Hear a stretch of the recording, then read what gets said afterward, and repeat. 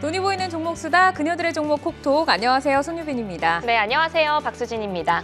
네, 오늘 우리 시장 오랜만에 반가운 상승장을 보여줬습니다. 네, 1% 넘는 강한 빨간불로 기분 좋은 수요일을 마무리를 했는데 특히 장 막판으로 갈수록 힘을 더 내주면서 상승폭을 확대를 했습니다.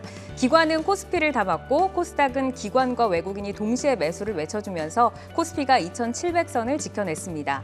하지만 인플레이션 피크아웃을 논하기에는 이르다는 관점도 있고요. 긴축에 대한 우려가 공존을 하면서 외국인의 수급은 아직 미미합니다. 네, 오늘 삼성전자 신저가를 찍고 반등하며 시가총액 400조 원대를 회복했습니다. 오랜만에 기관이 순매수에 나서주면서 2%대 강세로 마감을 지었는데요. 또 1분기 예상을 뛰어넘는 수주 실적에 이어 LNG선 수요도 당분간 지속될 것이란 분석에 삼성중공업, 현대미포조선 같은 조선주들이 고개를 들었습니다.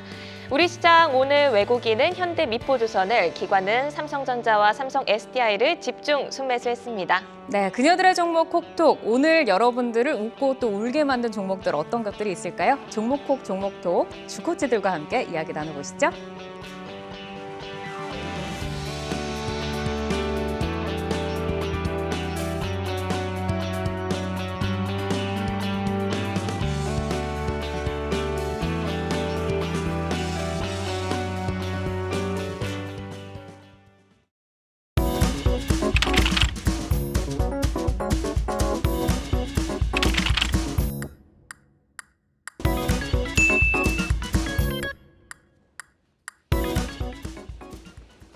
네, 그녀들의 종목 콕톡 수요일 주코치 3분 먼저 소개해드리겠습니다. 박진희 유한타증권 선능력지점 부장, 이기택 메리츠증권 여의도영업부 이사, 조혜교 A1리서치 대표 자리해 주셨습니다. 안녕하세요. 안녕하세요. 네, 네, 반갑습니다. 네, 오늘 시장이 정말 오랜만에 반등에 나서줬고요. 삼성전자도 2%대 강세, 그리고 LG 엔솔도 4%대 강세로 마감을 지었는데요. 오늘 시장 어떻게 보셨는지 궁금해요. 먼저 조혜교 대표님부터 시황 한 말씀 해주실까요? 쑥 들어오시네요. 어제 그 CPI 발표를 했는데 네. 8.5가 나왔습니다. 근데 그 이제 우리가 보통 얘기할 때 CPI를 발표하면 그 CPI를 발표하는 그 부분들과 관련해서 똑같은 얘기지만 그 안에 들어가 있는 형태의 흐름을 좀 봐야 됩니다. 근데 특이하게 중고차 가격이 빠졌어요. 네. 그리고 몇몇 변동성이 좋은 핵심 요소들을 좀 그것만 좀 빼면 보통 인플레이션에 대한 부분들이 예상치보다는 그렇게 썩 많이 높았다라고 볼 수는 없습니다. 그래서 그것 때문에 올라갔는데 저는 제가 방송 나서 매번 얘기하지만 우리나라 대한민국은 이 긴축이나 지정학적 리스크는 이제 더 이상 이게 호재가 될 수도 있고 악재가 될 수도 있고 이게 영향력이 별로 없어요. 근데 지금 가장 중요한 건 뭐냐면 이제 경기하고 좀 이따 얘기했지만 지배 구조가 가장 중요하거든요. 근데 그게 지금 개선이 안 되면 계속 박스권에 묶일 가능성이 좀 있다. 그래서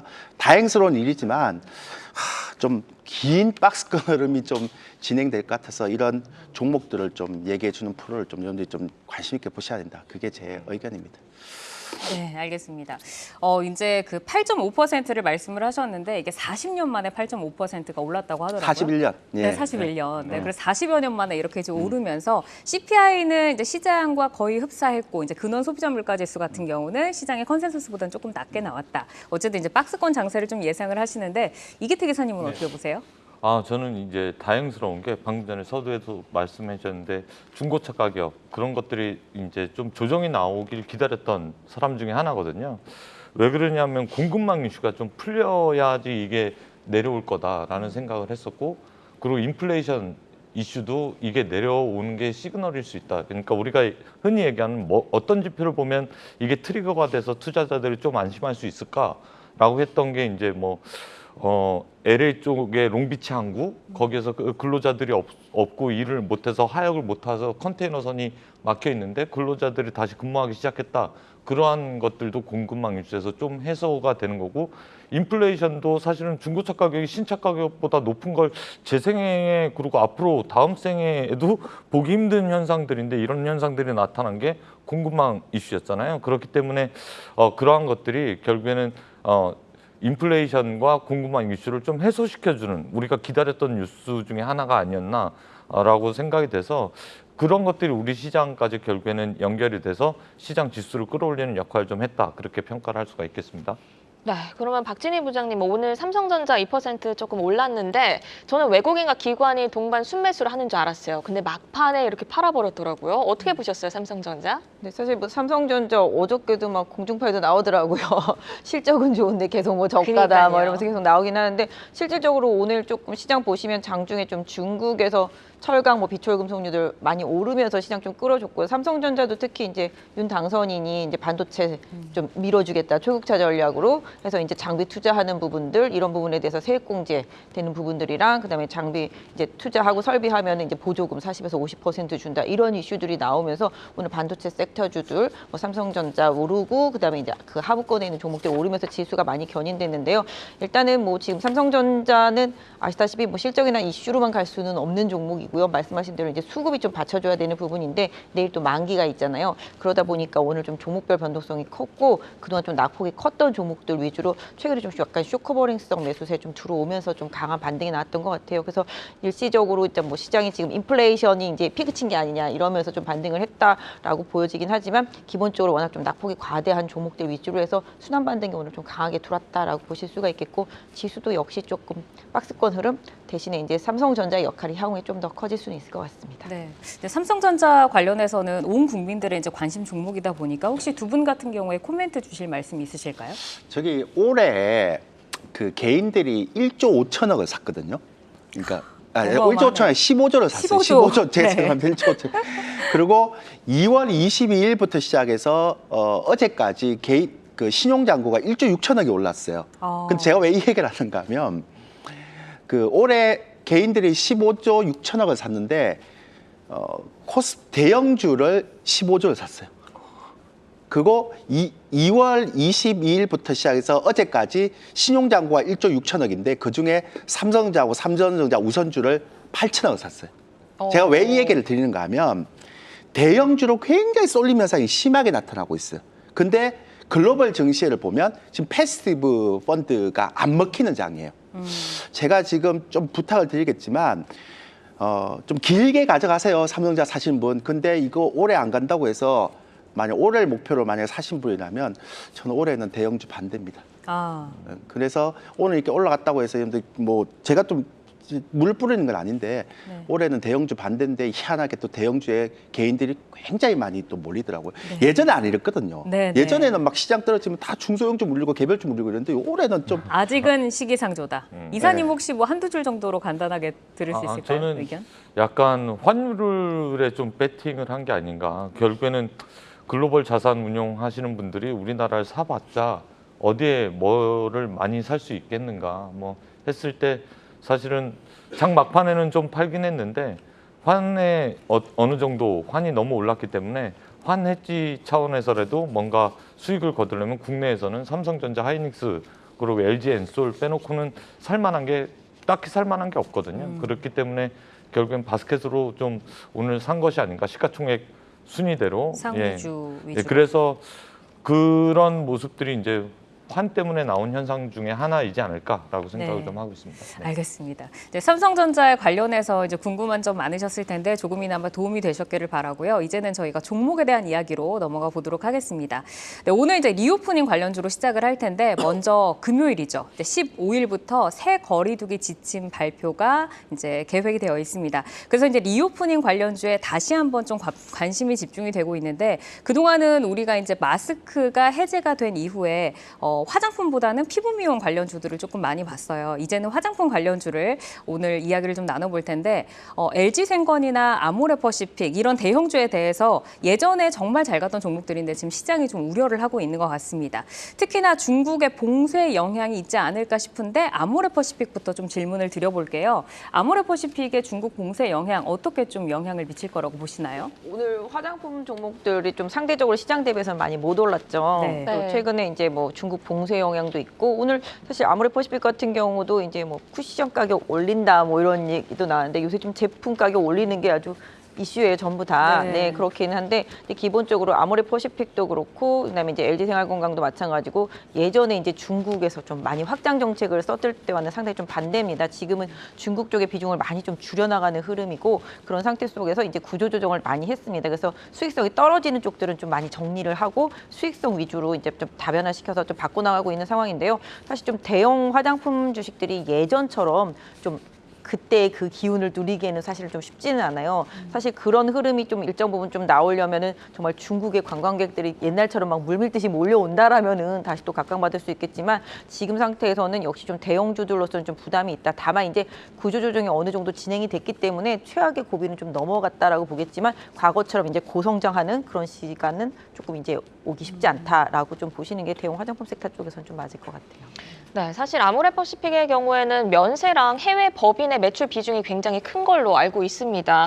최근에 뭐 목표가 하향 리포트도 많이 나오고 있고 아모레퍼시픽의 이 매출 구조가 조금 약점이 아닐까 싶거든요. 이 부분은 어떻게 보세요, 이태 기사님? 네, 뭐 이제 지켜보면 사실 풀릴만 하면 발목을 잡았죠. 이런 스토리가 벌써 한 4-5번 있었던 것 같아요. 카지노, 면세, 화장품, 리오프닝 관련주들이 전반적으로 다 이랬던 것 같고 특히 우리는 풀렸는데 이제 해볼만 할 때 중국이 또 이게 네. 나온 거거든요. 그런데 이제 학습 효과라는 게 있잖아요.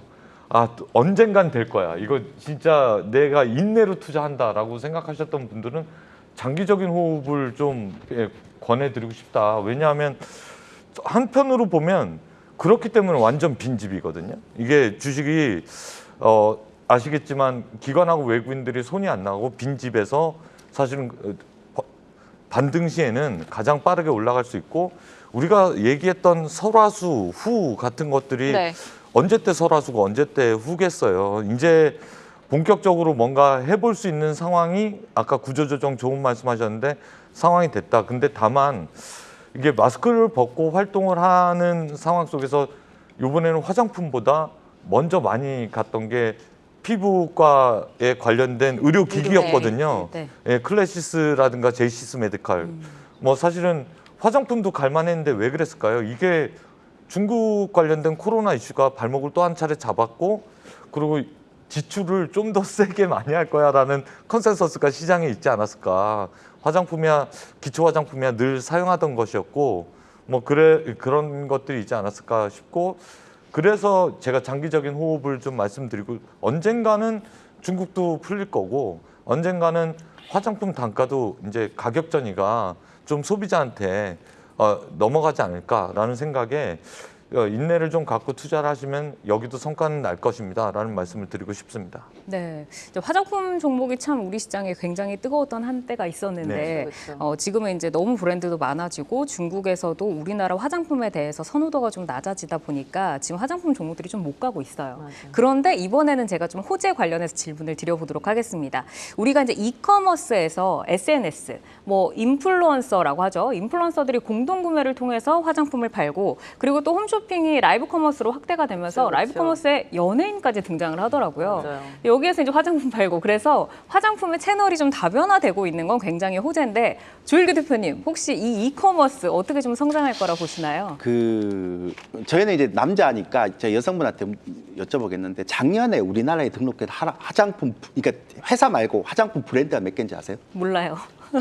몇 개인지는 찾으려고 모르죠, 했는데 네. 도저히 찾을 수가 없었어요. 수백 개 굉장히 될것 같은데. 많겠죠? 수백 개 될 것 같아요. 제가 1000개 알고 넘나요? 있기로 19,700개. 와, 그 브랜드만 네. 19,000개. 진짜 19,000 개가 경쟁이 넘어요. 너무 와. 치열하네요. 저희가 제 이제 후배가 아모레퍼시픽에 이제 임원에 있는데 그래서 너 왜 그러냐 이러니까 지금의 화장품 브랜드는요 옛날처럼 로열티가 강한 브랜드를 오래 끌고 가는 게 아니라 그러니까 이게 사이클이 되게 빨리 변하는 거예요. 그러니까 옛날에 뭐 설화수라든지 뭐 이니스프리라든지 아까 그런 예. 로열티가 강한 뭐 LG생활건강 로열티가 강한 이런 것들도 점점 비중이 떨어지는 거죠. 근데 왜 이렇게 되는가 하면 진입장벽이 너무 쉬워졌어요. 그러니까 즉 무슨 얘기인가 하면 공장만 안 만들어도 돼요. 그다음에 광고할 필요 없어요. 전부 다 라이브 커머스로 하고 있죠. 그다음에 또 중요한 건 누구나 자신의 제가 인플루언스가 되면, 그러니까 조금 인플루언서가 되면 라이브 커머스 통해서 자신 이름을 걸고 화장품 만들면 되고, 그럼 어떻게 만드느냐? ODM, OEM 업체에 맡기면 허가까지 다 맞춰줘. 그러니까, 그러니까 맞아요. 어느 정도까지인가 하면 중국의 업체들이 2017년, 2018년도 가면 우리나라의 고객들이 중국 그 화장품 업체 쓰면 못 썼어요. 이게 무슨 화장품이냐고 쓰레기통에 버리고 막 그랬거든요.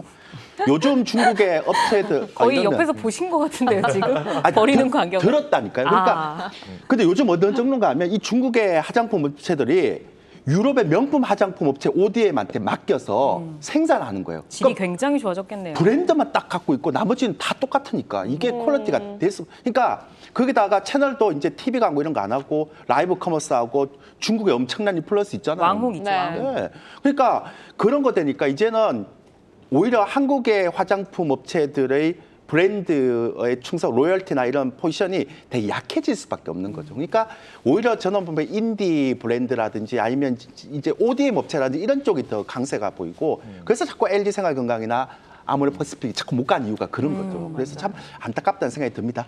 네, 맞습니다. 이게 채널이 뭐 홈쇼핑, 이커머스로 다 변화되고 로열티도 좀 줄어드는 것 같고 중국 봉쇄 여러 대외 이슈 때문에 사실 잘 못 가고 있어요. 근데 중국 봉쇄 등 대외 이슈가 좀 해소되면은 하반기에는 실적이 나아지지 않을까 이런 증권가 분석도 있더라고요.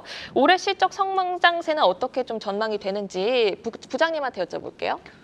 근데 사실 뭐 지금 화장품 섹터주들이 워낙 안 좋으니까 오히려 뭐 아모레퍼시픽 같은 경우도 이제 서서히 뭐 저점은 찍고 회복을 좀 시도할 수 있을 거라고는 보여요. 아까 말씀드린 대로 이제 구조 조정이 많이 됐고, 그래서 올해는 뭐 근데 사실 작년에 LG 생활건강이나 아모레퍼시픽이 뭐 구조 조정 많이 하긴 했습니다만은 사실 고가의 제품들은 면세점을 통해서 중국 딸공들이 많이 사갔었거든요. 그래서 오히려 좀 망가진 좀 저가 화장품들 이런 쪽들이 최근에 조금 흐름이 더 좋아요. 그리고 아까 뭐 조일규 대표도 말했지만 중국에 이제 많은 로컬 브랜드들이 많이 생기고 국내도 이제 로컬 브랜드들 좀 많이 생겼기 때문에 오히려 좀 아모레퍼시픽이나 LG 생활건강보다는 좀 더 약간 중소형 ODM, OEM 업체들 사실 지금 한국콜마라든지 뭐 이런 쪽들 주가도 상당히 좋습니다. 네. 그리고 이제 자체 공장을 가지고 있는 쪽들 우리 좀 상당히 좀 최근에 토니모리 같은 경우도 네, 잘 그렇고요. 가더라고요. 네, 그리고 또 이제 ODM 업체 중에서 뭐 코스맥스도 뭐 실적 때문에 좀 빠지긴 했습니다만 좀 바닥권이고 그다음에 뭐 이제 코스메카 코리아 같이 이제 ODM 업체들,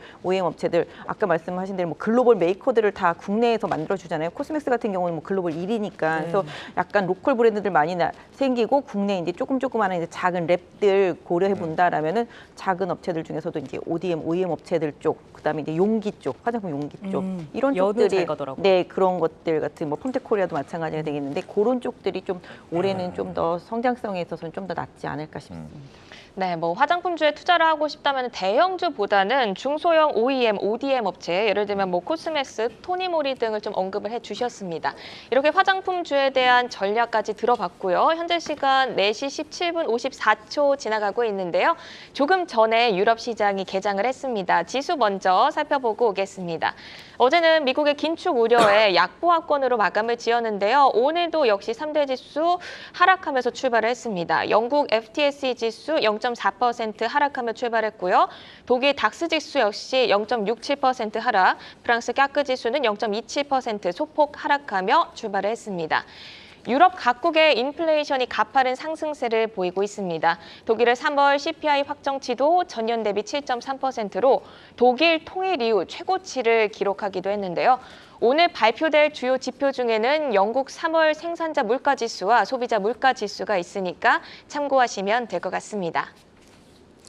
네, 아모레퍼시픽 그리고 LG 생활건강까지 조금 대형 화장품 종목에 대해서 저희가 이야기를 나눠봤고요. 이렇게 대장주는 조금 지지부진했지만 부장님이 말씀을 하신 것처럼 토니모리 등이나 아니면 용기업체 연우나 굉장히 요즘에 흐름이 좋은 모습입니다. 자, 그러면은 이제 OEM, ODM의 업체죠. 코스메카 코리아에 대해서 살펴보도록 하겠습니다. 부장님이 가지고 오셨지만 이기택 이사님이 오랫동안 쉬셨으니까 이사님께 먼저 좀 질문을 드려볼게요. 반등 가능할까요? 예, 저는 화장품 본다라고 하면 색조하고 OEM, ODM을 봐야 된다라는 거에 적극 동의합니다.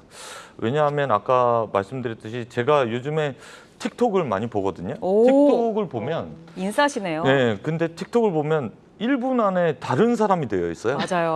화장해가지고 처음에 그 여성분이 아닌 사람이 되어 있어요. 근데 성형외과나 피부과 안 가도 되겠는데? 근데 손기술이 필요하죠. 저는 포토샵인 줄 알았어요. 그런데 이제 뭐 보면 그 사람이 맞구나 싶은데 이게 이제 색조에서 나온 혁신이라고 저는 보여지거든요.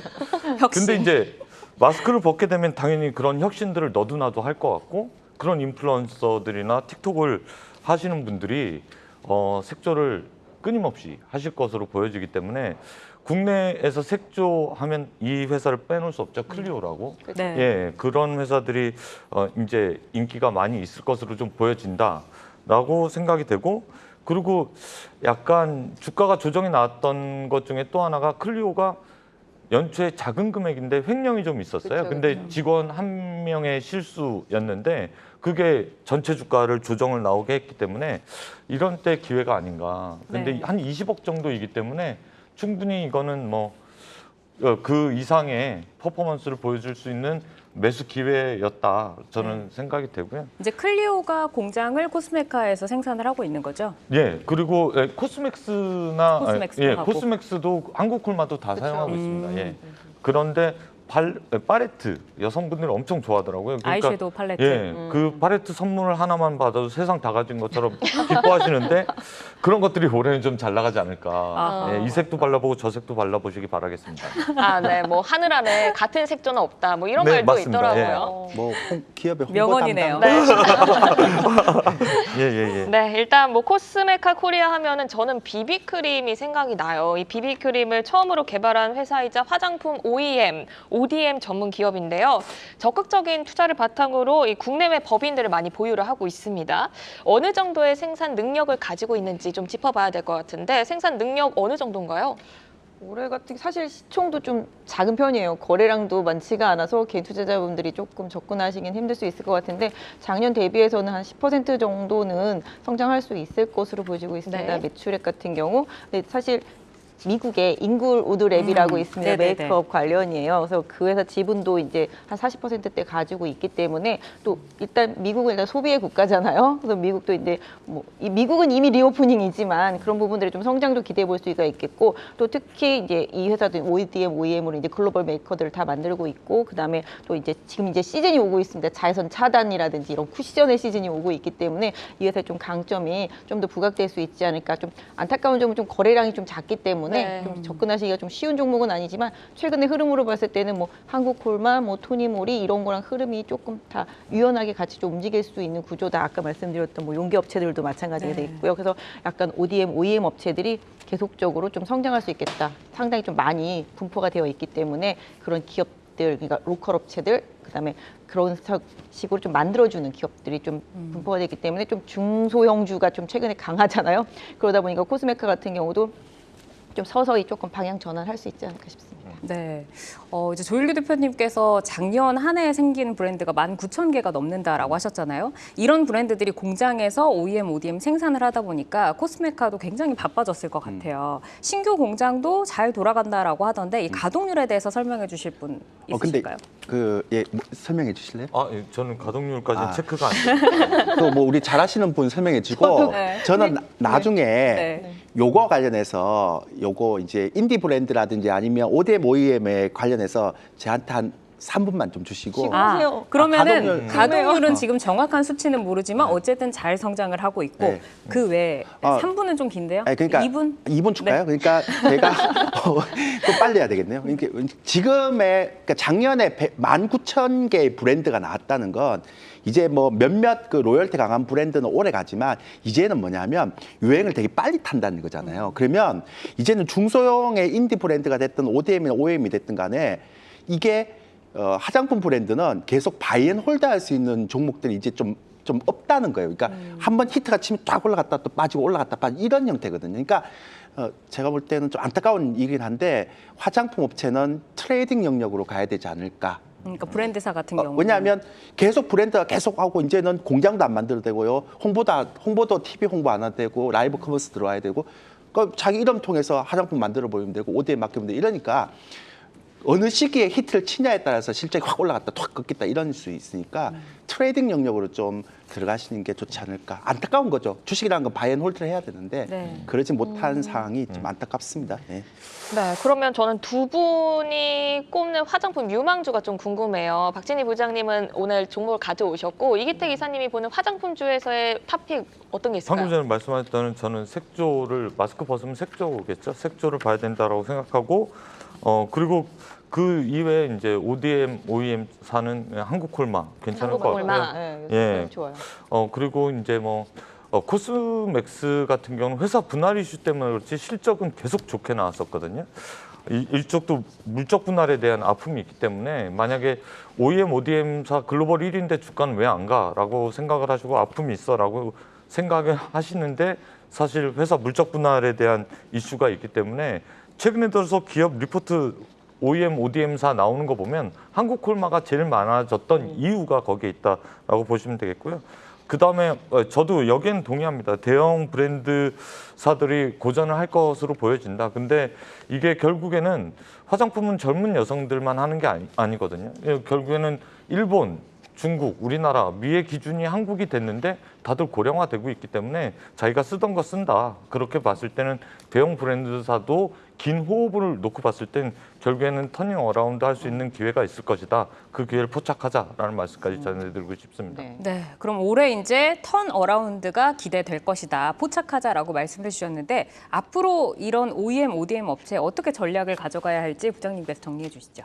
네, 아까 말씀드린 대로 최근에 좀 아까 말씀드린 한국 콜마 상당히 좋은 흐름이고요. 토니모리도 좋은 흐름이에요. 그래서 일단 화장품 전체적으로는 좀 많이 다운돼 있지만 이제는 뭐 최악은 좀 지났다라는 시그널로 좀 움직이고 있기 때문에 그 안에서 뭐 트레이딩 좀 조정이 나오면 계속 좀 분할 매수 영역으로 접근하시는 전략은 그닥 나쁘지가 않다. 그러니까 더 이상 기대치가 없기 때문에 이제 좋아질 것만 보는 그런 시장이라고 보신다면 저는 크게 보면은 사실 이 화장품 업황이 막 엄청 좋다라고 생각은 안 되지만 지금은 이제 최악은 지났기 때문에 아까 말씀드린 대로 구조조정 끝난 대기업들도 일정 부분 계속 바닥은 좀 칠 것으로 보여지고 있고 중소형 OEM, ODM 업체랑 메이크업 위주로 해가지고서 좀 종목들을 좀 선별해서 투자하시면은 나쁘진 않을 것 같습니다. 네, 알겠습니다. 이제 코스메카 코리아를 저희가 이제 다루면서 한국콜마 그리고 토니모리 좀 좋다라고 뽑아주셨습니다.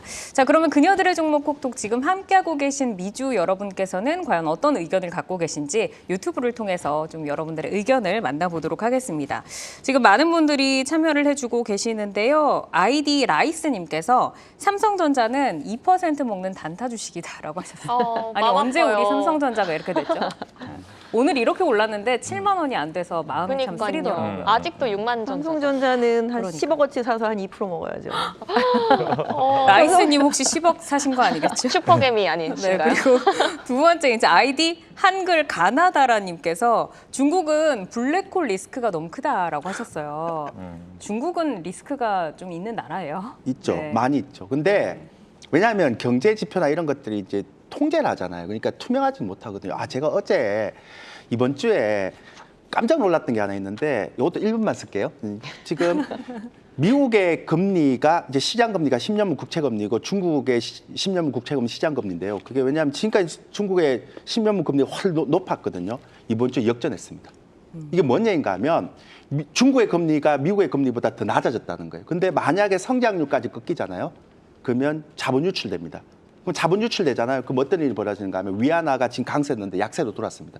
그 위안화가 약세로 돌아왔으면 우리나라의 직격탄입니다. 그러니까 솔직히 중국이 잘 되기를 옆에서 바라고 있지만 솔직히 아까 말씀드렸지만 지금 중국의 상황은 조금 불안하기 때문에 이 부분도 사실 우리나라에서는 약간의 좀 부담스러운 요인 아닌가라는 생각을 좀 하게 되죠. 뭐 너무 예능으로 갔는데 다큐로 갔나요? 네, 어쨌든 중국 지수 지금 나오고 있는데 중국 지수도 오늘 우리나라처럼 흐름이 굉장히 좋은 모습을 보이고 있네요. 유튜브 참여 어떻게 하나요, 수진 씨? 네, 유튜브는 저희 방송 끝나고 그녀들의 종목 콕톡 그리고 콕톡만 치셔도 저희 다시 보기로 보실 수가 있습니다. 최근에 조회수가 굉장히 잘 나오고 있거든요. 우리 미주님들 덕분입니다. 앞으로도 꾸준한 관심 부탁드릴게요. 네, 미주님들 잘 부탁드리겠습니다. 자, 그러면은 저희는 다음 종목으로 한번 넘어가 보도록 할게요. 오늘 잘 올랐습니다. 현대중공업. 현대중공업이 가는 걸 보면서 지금 안타까워하는 분들이 많으세요. 참여하지 못한 분들. 근데 지금 바라만 보는 분들이 이 지수를 보면 나오면서 52주 신고가 계속 높여가고 있는데 다음 달에도 MSCI 지수 기대감이 있죠. 그래서 신규 편입에 대한 기대감에 따라서 계속해서 올라가는 모습인데 조일교 대표님께서 가져오셨어요. 현대중공업 어떨까요? 요거 제가 3월 2일 날 맞아요. 그때 가져오셨잖아요. 네, 요거 이제 되게 좋다고 그때 샀었어야 됐는데 그때 사신다고 그랬었는데 저한테 약속을 지키지 아, 못했네요. 그래요? 그러니까 미래 주식이라고 그렇게 얘기하면서 제가 얘기를 드렸는데요. 제가 그때 뭐라고 얘기 드렸는가 하면 저는 주식을 볼 때 이게 어의 입장에서 갑의 입장으로 포지션이 변하는 종목들을 좀 봐야 된다. 그래서 저는 업황에 대한 트렌드를 많이 봐야 된다고 얘기를 했거든요. 아까 LG생활건강은 아모레 퍼시픽이 예전에는 그 갑의 입장에서 지금 어의 입장으로 바뀌어버렸잖아요. 그러니까 주가가 계속 떨어지는 거예요. 그러면 최근에 우리 시장에서 어의 입장, 옛날에 어의 입장에다가 갑의 입장으로 바뀐 것들을 찾아보면 제가 볼 때는 엔터주하고 조선주 말고는 안 보여요. 사실은 그게 별로 없죠. 그러니까 엔터주는 뭐 제가 2주 전에 얘기했죠. 블랙핑크가 대단한 구독자 1위를 했다. 네. 말씀드렸잖아요. 네네. 그러니까 그런 형태로 갔기 때문에 조선주도 마찬가지거든요. 이게 일례로 예를 들면 지금 이대로 가면 와 이제는 도커에 이제 LNG에서 막 들어오잖아요. 막 들어오는데 도커에 이제 받을 게 없어요. 뭐 치고 가야 돼요. 그리고 어느 정도인가 하면 제가 오기 전에 담당자한테 물어봤는데요. 만약에 러시아에서 만약에 LNG선을 만들다가 러시아 사태가 터졌잖아요. 근데 이거 못 팔잖아요. 그래서 어떤 기사가 뭐 이거 어떻게 금액을 계약금을 다 못 받으면 어떻게 하냐 이렇게 얘기하는데 아니에요. 만약 이게 쉐빙션이 아니라면 이게 쉐빙션이라는 건 뭐냐면 막 얼음 깨고 막 가갖고 막 이거 이제 수요가 없는 그런 거 아니라면 그냥 LNG선은요 갖다 주면 다 팔려요. 그만큼 수요가 많다는 거잖아요. 네. 그럼 MSCI 지수 편입은 어떻게 좀 그것도 효과 괜찮죠. 기대할 수 있죠? 좋죠. 그러니까 왜냐하면 업황이 좋은 데다가 그까지 들어가면 네. 훨씬 더 그 부분에 대해서 몰릴 수 있죠. 그러니까 비중을 채워야 되니까. 근데 제가 제일 눈여겨보는 게 뭐냐면 제가 왜 이렇게 현대중공업을 보는가 하면 대우조선해양 이번에 인수 실패하고요. 되게 이런 얘기하면 되겠다. 제가 나쁜 거죠. 얘기하면 제가 죄송합니다. 그러니까 댓글 때문에 신경 쓰이시나 봐요. 댓글이 아니라 그러니까 조선주가 다 가는 시장이 끝났고요. 이제는 네. 가만히 따져보면 그러니까 저는 아까도 얘기했지만 리오프닝 관련주 중에선 항공, 여행, 그다음에 화장품도 좀 바뀌듯이 면세점 제일 안 좋고요. 근데 그렇듯이 조선도 현대미포, 현대중공업 그다음에 그 한국카본 이런 식으로 이제는 종목들이 가는 종목들이 계속 선별적으로. 있고 선별적으로 가야 되는. 네. 왜냐하면 옛날에는 조선주 가면 다 갔잖아요. 맞아요. 이제는 그런 구조가 아니라는 거죠. 그래서 요 전체적인 업황을 보면 현대중공업이 굉장히 매력적인 형태의 모든 걸 갖고 있고, 그러니까 지금 주식도 똑같거든요. 그래서 이제는 가장 중요한 건 어의 입장에서 갑의 입장으로 변한다. 그리고 에너지의 흐름이 친환경으로 변한다 이겁니다. 네, 뭐 을에서 갑으로 변화하는 종목을 봐야 된다. 업황 사이클에 주목을 해야 된다고 말씀을 해주신 것 같아요. 그리고 MSCI에 편입될 시에 기대되는 효과에 대해서도 짚어주셨는데 오늘 52주 신고가 나왔고요. 외국인 매수세에 저는 좀 주목을 해봤습니다. 지난 2월 하순부터 이거를 제외하고 계속 사더라고요. 이 외국인 수급이 몰리고 있는 게 되게 눈에 띄는 건데 러시아 리스크가 다른 조선사에 비해서 좀 낮은 게 매력 포인트다. 라는 분석도 있습니다. 이 부분은 어떻게 보세요, 대표님? 아까 좀 말씀드렸잖아요. 그러니까 삼성중공업 같은 건 쉐빙션, 그러니까 쉐빙션이라고 해서 뭐냐면 얼음 막 깨고 이렇게 가는 게 있어요. 근데 그거는 러시아 알면 팔 데가 없어요. 그걸 누가 팝니까? 아무리 LNG선 좋아도. 근데 대우조선해양 제가 보니까 한 2조 달러 정도, 2조 정도 있고요. 그다음에 현대중공업 거의 없어요. 그러니까 리스크가 없는 거죠. 그리고 현대중공업은 수직 계열하고 근데 엔진도 갖고 있어요. 그죠. 엔진 사업 굉장히 좋잖아요. 엔진 사업도 갖고 있어요. 그러니까 조선을 할 때 현대중공업을 안 하면 뭔가 이게 뭐 일등주를 안 한 느낌 이런 것들이 좀 있잖아요. 지금 미주님들 중에서 네. 이 조선주에 들어가긴 들어갔는데 발은 담궜는데 딴 거. 현대중공업 말고 다른 거 사신 분들 많으실 텐데 그 제가 아까 네. 얘기하다 이랬잖아요. 그러니까 어떡하죠? 그래서 제가 얘기를 못 하겠어요. 왜냐하면 지금이라도 좀 옮겨야 될까요? 지금 너무 높아서 아까 제가 12만 원대 정도면 괜찮고 연말까지 한 20만 원 얘기를 했거든요. 근데 제가 뭐 갖고 있는 분들한테 뭐 이게 좋다 이게 안 좋다 그러면 또 네. 기분 나쁠 거 아니에요. 왜 내 주식 안 좋고 그 주식 좋다 그러는데 제가 요즘 되게 알겠습니다. 소심해서 갖고 그렇게만 느껴요. 네. 그러면은 이제 뭐 현대중공업이 좋기는 좋지만 지금 말씀하신 것처럼 주가가 이미 좀 올라왔다. 옛날에 말했을 때 샀어야 된다라고 말씀을 하셨는데 앞으로 좀 대응을 어떻게 해봐야 될까? 아까 말씀드렸지만 12만 원대 사서 네, 12만 떨어지면 지금 너무 올랐어요. 주봉 하나가 엄청 많이 네, 근데 올랐거든요. 뭐 기다리는 조정이 나올 거예요. 요즘 기다리면 다 조정 나오던데요. 그래요? 어떤 주식이든. 요즘에는 진짜 반등했다가 금방 또 그러니까요. 내려오니까. 그러니까 원래 편입 수요 때문에 네. 많이 들어왔다 또 편입 딱 되는 순간부터 매물 나오니까 그렇죠. 아하. 뭐 그때 기다리셨다가 알겠습니다. 사시면 될 것 그래서 같아요. 그러니까 12만 원대 사서 연말까지 한 20만 원대 갖고 20만 원 가요? 저는요. 제가 개인적으로 말씀드리지만 네. 제가 이거 조사한 거 다 저희 얘기하면 이제 한 줄로 정리 부탁드려요. 시간이 많이 네. 되겠지만 전 다음 종목 가야 되니까. 조선주는 2년 갖고 있어요. 그럼. 2년 동안 네. 알겠습니다. 어쨌든 지금 반등이 오기는 왔지만 떨어질 거다는 아니고 떨어질 수도 있기 때문에 혹시 하락을 하게 되면 12만 원에 잡아서 20만 원에 팔면 된다라고 전락 주셨습니다. 왜 그렇게 막 어버버 하세요, 제가? 왜냐하면 또 여기서 떨어진다고 하면 하면 또 그러니까. 조정, 네, 조정. 잘하셨어요. 네, 네네. 조정을 안 받을 수도 있으니까. 되게 소심해졌네요. 네, 하여튼 지켜보도록 하겠습니다. 다음 종목으로 넘어가 네, 다음 종목은 TCC 스틸입니다. 이기택 이사님이 가져오신 자주인데요. 오랜 업력의 표면 처리 강판 제조업체입니다. 그런데 최근에는 2차 전지 신사업이죠. 이 원통형 배터리 포장재 사업이 주목을 받고 있습니다. 이 TCC 스틸이 2차 전지 관련주로도 지금 분류가 되고 있는데 오늘 어떤 이유에서 가져오신 거죠? 예, LG에너지 솔루션 실적 발표를 며칠 전에 했죠. 네. 1분기 실적 발표를 했는데 리포트가 한 6, 7개가 나왔는데 특정 리포트 한 4개 정도가 다들 LG에너지 솔루션 제목 옆에 원통형 이렇게 붙어 있어요. 오. 그러니까 LG에너지 솔루션 실적이 어떻게 나왔냐면 시장에서 영업이익이 1,600억 정도 나올 것으로 봤는데 2,600억이 나왔어요. 상당히 큰 어닝 서프라이즈가 나왔는데 원통형 하면 대표적인 게 테슬라죠. LG에너지 솔루션이 테슬라 대응을 잘했구나. 그렇게 탑다운으로 볼 수가 있겠고요. 테슬라 대응을 잘했으니까 뭐 우리가 4대 소재 알잖아요. 전해액, 음극재, 양극재, 분리막 이런 소재들은 너무도 잘 아실 거예요. 그런데 거기 외에 소외됐던 소재가 사실 원통형이나 각형에 들어가는 니켈 도금 강판으로 만드는 소재가 있거든요. 이러한 것들을 유추해 봤을 때 원통형에 들어가는 소재를 만드는 업체도 수혜가 되겠구나 유추가 충분히 가능하겠죠. 그래서 신흥SC나 오늘 상신 EDP 같은 종목들도 어저께 TCC 스틸만큼 주가 퍼포먼스가 있었거든요. 다른 2차 전지주들보다도 왜 이러한 종목들이 더 주가 퍼포먼스가 있었을까라고 놓고 봤을 때 당연히 LG 엔솔이 훨씬 좋은 주가의 퍼포먼스를 보여줬는데 그중에서 원통형이 다 했다라는 평가를 내릴 수가 있어서 그렇다라고 하면 지금 늦은 거 아니야 그렇게 생각하실 수가 있는데 실적 발표 때까지는 아직 한 달의 시간이 있잖아요.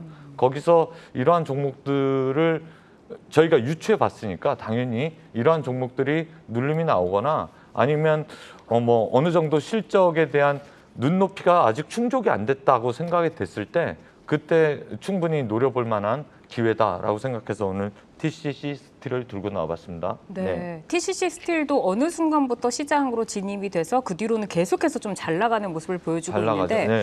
이 전기 니켈 도금 강판 이 매출 규모가 앞으로 얼마나 좀 성장이 확대가 될 수 있는 건가요? 예, 지금 현재 TCC 스틸이 이제 이것만 하는 게 아니라 캔이나 생활용품도 많이 하거든요. 네, 참치캔 뭐 이런 것들도 다 예, 그렇습니다. 있더라고요. 그런데 그 재작년까지만 해도 2,200~300억 매출을 하던 회사예요. 그런데 올해 6천억을 넘게 매출할 것으로 보여지거든요. 오. 그리고 작년 말에 추가 증설 계획을 발표를 해요. 그러니까 지금 현재 있는 공장의 70% 이상의 캐파 증설을 하는 거죠. 그렇기 때문에 TCC 스틸이 이제 분기 1,500억 이상씩 계속 매출할 수 있는 회사로 탈바꿈했다라고 보여지고요. 거기에 분기별로 100억 이상의 영업이익을 내는 회사로 탈바꿈했다 그렇게 보여지는데 시가총액은 아직 3천억 원 정도도 안 되거든요. 그렇다라고 하면 얘가 한 500억에서 600억 버는데 업종 평균 PER이 13.3배 정도 돼요. 근데 얘는 지금 한 7배 정도 수준에서 왔다 갔다 하니까 다른 거에 비해서 현저하게 저평가돼 있다 그렇게 볼 수가 있겠죠. 네, 뭐 2차 전지향 신사업 실적 모멘텀에 대해서 좀 짚어주신 것 같아요. 근데 아까 매출 비중을 보니까 이 표면 처리 강판이 네. 주업이잖아요. 네, 네. 요게 한 99% 정도 되더라고요. 네, 네. 기존 본업의 성장세도 안정적인 거죠? 아, 예, 그렇죠. 당연히 뭐 아시겠지만 가격 전이가 가능한가에 대한 물음도 될 수 있어요. 네. 이게 왜냐하면 니켈 하면 니켈 가격, 예, 네. 소름 돋잖아요. 니켈 하면 오 이렇게 왜 빠져 니켈 뭐 이렇게 되잖아요. 저희가 뭐 경기 이루고 자다가도 니켈 그러면서 일어나는데 뭐 안 그랬던 원자재가 없잖아요. 그런데 이게 그 고객사한테 나 이렇게 비싸게 받아와서 이거를 이렇게 가격 올리겠습니다라고 할 수 있는 업종 중에 하나가 2차 전지예요. 계약 상황도 그렇게 되어 있고 그리고 저희가 영원히 이 가격을 니켈이 유지할 거냐, 유가가 150불, 100불 이걸 영원할 거냐, 이거는 저희가 가늠하기도 있고 힘들고 언제까지 언제 이게 트리거가 돼서 꺾일 거다 알기 힘든 상황이잖아요. 근데 중고차 가격처럼 어느 한순간에 뭔가의 트리거로 인해서 그게 조정이 나오거나 내려가는 순간이 있을 거란 말이죠. 근데 저희가 환율이 1,200원에 저희가 적응을 할까요? 계속해서 적응할 수 있겠지만 사실 저희가 연말 평균 환율 보면 1,100원대로 보통 내다보거든요. 그러니까 어느 순간인지 모르겠지만 이러한 가격들은 영원히 지속되지 않는다. 그리고 제가 이 생활을 하면서 유가 급등락에 대한 이야기만 들었지 유가가 평온하다, 옆으로 가고 있습니다. 뭐 이런 얘기는 거의 들은 적이 없거든요. 항상 원자재 가격은 저희를 피곤하게 해왔습니다. 그렇기 때문에 이익률은 변함이 없을 것 같습니다. 라고 말씀을 드릴 수가 있겠습니다. 네, 우선 이제 실적 같은 경우는 발표까지 한 달 정도 남았고 지금 이익률은 변화가 없을 것 같다라고 말씀을 해주셨는데 뭐 기존 사업도 안정적이고 또 2차 전지향의 이 신사업의 사업에 또 트리거가 돼가지고 상승을 끌어가고 있는 모습입니다. 지난해와 비교했을 때 올해 이익이 얼마나 그 영업이익이 증가를 하게 되나요? 예, 지난해에 이제 이 회사가 사상 최대 실적을 나타냈는데 200억 살짝 넘었는데 네. 올해 그거 2배 정도 보일 것으로 보여지잖아요. 아. 그러니까 이제 분기 매출 1,500을 처음 한 거예요. 네. 그 전에는 1,000억대 겨우 했었고 그리고 작년에 영업이익이 1,500억이 처음으로 나왔네요. 네, 4분기. 작년 4분기 때 힌트를 준 거죠. 나 이 정도 이제 벌어라고 보여준 거고 재작년에는 거의 10억 약간 위에 정도뿐이 못 벌었던 연간. 와. 그러니까 회사 성장이 어마어마하게 나타났는데 주가는 그래서 비싸고 많이 올랐겠구나라고 생각이 드시겠지만 이익 늘어나는 폭에 비해서는 주가는 그 정도로 올라오지 않았습니다라는 답변을 드리기 위해서 이 회사를 들고 나왔습니다. 네, 이게 주가를 보면은 전고점을 향해서 열심히 달려가고 있습니다. 4거래 연속 상승했고요. 외국인과 기관의 수급도 현재 양호한 상태인데 밸류에이션 측면에서 보면 어느 정도 이 프리미엄을 가져갈 수 있을지가 궁금해요. 이 증권가에서는 2만 원까지 보더라고요. 네, 지금 맞습니다. 12,000원 선인데 업사이드를 많이 본 건지 아니면 추가 상승 여력 그 정도로 봐도 될지 궁금해요. 예. 그러니까 들고 나왔겠죠? 여기서 그렇지 않은데 네. 제가 그렇게 얼마까지 말씀을 보세요? 드릴 수가 없겠죠. 여태까지 얘기해놓고서 사지 마세요. 그럴 수는 없는 거고. 예. 제가 볼 때는 사실 증권사에서는 1년 안에 2만 원 정도가 될 것 같다라고 얘기를 하는 거고 1년이군요. 예, 1년으로 보는 거고 저는 15,000원 정도는 한 6개월 안에 가능할 것 같습니다. 한 2분기 정도 지켜보시죠 라고 말씀을 드리는 거고 LG에너지솔루션 호실적이 다음 분기에도 이어진다라고 하면 이런 퍼포먼스는 더 날 수 있습니다 라고 말씀을 드릴 수가 있겠죠. 예, 네. 그래서 뭐 다른 소재주들도 많은데 왜 하필이면 이거야 라고 했을 때 LG에너지솔루션 실적 발표 때 힌트를 줬기 때문입니다 라는 답변을 드리고 싶습니다. 네, 알겠습니다. 이제 TCC 스틸 6개월 정도의 목표가 15,000원 그리고 장기적으로는 2만 원 가능하다라고 전략을 제시를 해주셨고요. 저희가 TCC 스틸에 대해서 얘기를 좀 더 나눌까요? 아니면 현대중공업 혹시 아까 얘기하고 싶으신 이야기를 이어갈까요? 얘기할 거보다는 조선사들이 아직 카타르 수주가 본격적으로 안 됐잖아요. 네. 그래서 제가 물어봤어요. 왜 안 하냐? 연말에 한다고 그랬는데 뭐 많이 물어보시네요, 전화. 저는 다 물어봅니다. 왜냐하면 저는 뭐 여러분들 어떻게 생각할지 모르겠지만 저는 주가는 숨겨진 호재에 올라가고 숨겨진 악재에 떨어진다고 생각하거든요. 그러니까 그 기사가 나오면 끝난 거고요. 그러니까 모르는 기사를 찾아야 되거든요. 근데 그 좀 멋있나요? 예, 빼따꼼뿔리. 아, 그래요? 예, 그거 빼따꼼뿔리라고 하잖아요. 감사합니다. 빼따꼼뿔리 현상이 나타난다라고. 근데 이제 왜 카타르 네, 그 수주에 대한 부분들을 이렇게 왜 안 하냐라고 얘기했더니만 작년에 원재료 올라가는 것들을 다 반영시킨대요. 그래갖고 우리 실질적으로 우리 이익 안 나 이렇게 막 이렇게 죽는 소리를 하는 거죠. 그래갖고 단가, 그러니까 딜 가격을 올리려고 그러는 거죠. 왜냐하면 조선을 한번 올려놓으면 2년 반 동안 처음에 들어오고 20% 하면 들어오고 30% 하면 들어오고 다 들어오잖아요. 그래서 그거 끝났다 이제. 그렇게 얘기해서 이제 턴어라운드가 될 수 있다라는 얘기 때문에 그것도 굉장히 중요합니다. 앞으로 이제 원자재 가격 쭉 떨어지면 그대로 다 네. 먹잖아요. 저는 뭐 첨언을 드리자면 네. 저번에 조선주 저도 얘기할 때 올해 이제 얼마 안 되는 그런 사이클이 돌아온 것 같습니다라고 말씀하시고 아까 카타르 잠깐 말씀하셨는데 라마단 기간이 있어요. 그쪽 지역은 종교 행사 기간 때는 발주를 안 하죠. 할 수도 없고요. 굽는데 뭔가 뭐 주문하겠어요. 그런데 5월 달에 있습니다. 그런데 항상 라마단 전후로 발주가 나왔었다. 근데 저번에 했던 건 가계약이었고 본발주가 이제 나오기 시작할 거라고 생각이 되기 때문에 5월 전에 아마 나오지 않겠나라는 기대감으로 주가는 좀 더 올라가는 것 같고요. 만약에 아까 대우조선해양이나 그런 거 들고 있는 분들은 어떻게 아쉬워하실 텐데 방법이 있어요. 왜 그러냐면 그 밑에 단에 LNG 관련돼서 카타르는 가스잖아요. 가스로 추진하는 것도 있지만 LNG 운반선이잖아요. 네. 본행제하는 회사에 투자할 수도 있는 거고 그리고 HDS 엔진이라고 아까 현대 엔진만 갖고 있는 것도 아니고 HDS 엔진도 LNG로 움직이는 근데 사실 우리가 배는 왜 전기로 못 가? 암모니아로 언제 가? 이렇게 했지만 그거는 수세월이 걸리는 거고요. 배는 친환경으로 가려면 LNG로 갈 수밖에 없기 때문에 앞으로 투자의 대안으로 삼고 싶다라고 하면 그런 쪽도 충분히 눈여겨볼 만하다라는 첨언을 드리고 싶습니다.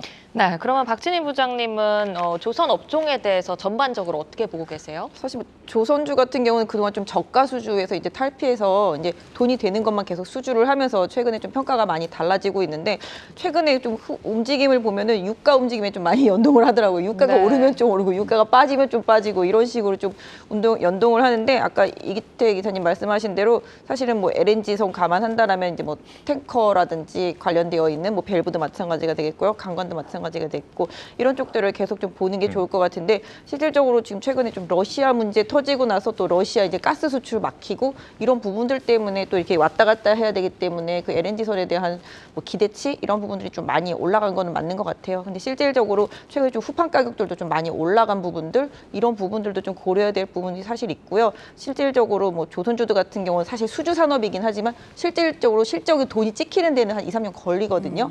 이런 부분들도 투자자분들은 조금 고려하시는 게 좀 맞지 않겠나. 그래서 개인적으로는 조선주, 현대중공업 좋긴 한데 이미 좀 편입 많이 때문에 많이 올랐네. 올랐잖아요. 그래서 뭐 현대 미포 같은 경우 조금 활용해 보실 수 있을 것 같고 뭐 시장에서 별로 관심 없는 종목들 뭐 삼성중공업 같은 경우도 주가 너무 바닥에 있으니까 뭐 이런 부분들 그러니까 항상 뭐 먼저 가고 나면 뒤에 2, 3등, 4등 이렇게 따라오니까 그런 부분들도 한번 고려해서 보실 만한 것 같아요. 네, 뭐 현대중공업 좋게 보셨고 현대미포조선 오늘 외국인이 많이 사더라고요. 그리고 삼성중공업 너무나 바닥에 있는 주가이기 때문에 고려해 볼 만하다 이렇게 코멘트를 주셨습니다.